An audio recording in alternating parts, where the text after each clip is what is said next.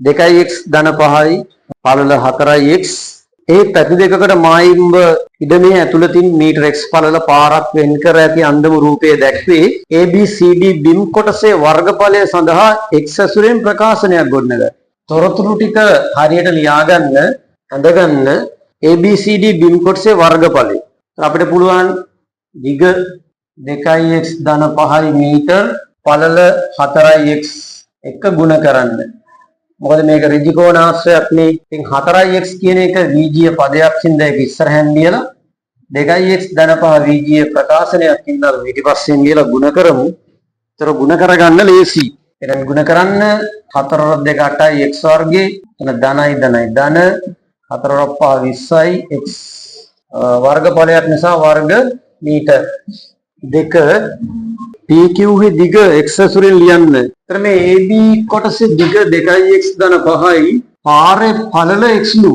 කියන්නේ මේ ටික x නේ. එහෙනම් අපිට පුළුවන් 2x ධන 5න් අර x කොටස අඩු කරන්න. x ධන 5යි මීටර. එතන වරහණක් දාලා පොඩ්ඩක් ඈතින් m කියලා දාන්නත් පුළුවන්. එතකොට මීටර වෙන්නේ 3 පාරේ වර්ගඵලය සඳහා x ඇසුරෙන් ප්‍රකාශනයක් ගොඩනගන්න. මේ රතු පාටින් දක්වලා තියෙන්නේ පාරේ වර්ගඵලය. පාරේ වර්ගඵලය සඳහා x ඇසුරෙන් ප්‍රකාශනය. එතකොට මේ PQ කොටසේ දිග x ධන 5යිනේ. මේ කොටස ගත්තොත් මේක දිග අරක පල්ල කියලා ගත්තොත් මේක දිග ගත්තොත් සම්පූර්ණ මේ කොටස 4x වෙනවනේ. 4x වලින් මෙන්න මේ x කොටස අඩු කරාම 4x වලින් x කොටස අඩු කරාම මේ දිග 3x කියලා එනවා මීටර. ඒ ගැටලුව දීලා තියෙන විදිහ මේ 4x ගොඩක් දිගයි x පොඩ්ඩක් පොඩි වැඩි කියලා එහෙම හිතන්න එපා මේ ගාන ඇඳලා තියෙන විදිහ. ඒතර අපිට පුළුවන් සම්පූර්ණ ABCD කොටසේ වර්ගඵලයෙන් අඩු කරන්න ඕනේ එනේ මේ PQRD කොටසේ වර්ගඵලය. එතකොට ඒ කොටසේ වර්ගඵලය අපිට ලියන්න පුළුවන් 3x ගුණ කිරීම x ධන 5. කොට සුළු කරමු.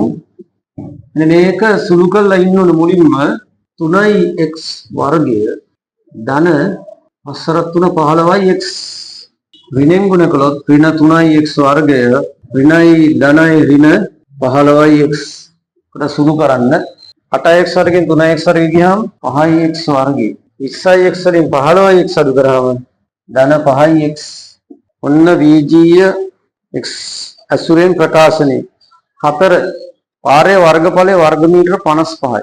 දැන් ඔයාලට මොකක් හරි ප්‍රශ්නයක් තියෙනවද මේ සුළු කිරීමේ? මේ PQRD කොටසේ වර්ගඵලය. දිග ගුණ කිරීම පළල. ඒ කොටස ගුණ කළ ඉවරලා තමයි අඩු කරන්නේ. මේ තියෙන්නේ ABCD සම්පූර්ණ කොටස. මේ පාරත් එක්ක සම්පූර්ණ කොටසේ වර්ගඵලය තමයි මේ තියෙන්නේ. ඒතර පාරේ වර්ගඵලයේ මේ ආවේ ඒක සමානයිලු වර්ග මීටර 55ට. සමීකරණයක් හින්දා දෙපැත්තම ඒකක කැපිලා යනවා. ඒකක කැපිලා ගිහිල්ලා දෙපැත්තම පහෙන් බෙදලා සුළු කිරීම කළොත් x වර්ගය ධන 1x පහෙන් බෙදුවම 11යි මේ පැත්තට ගෙනවොත් ඍණ 11 සමානයි බිඳුව. ඔන්නම වර්ගජ සමීකරණයක් එනවා. ඉතින් මේ වර්ග සමීකරණ ඊළඟට අපිට තියෙන්නේ විසඳන්න. ඒක විසඳුවාට පස්සේ ගාන හදලා ඉවරයි.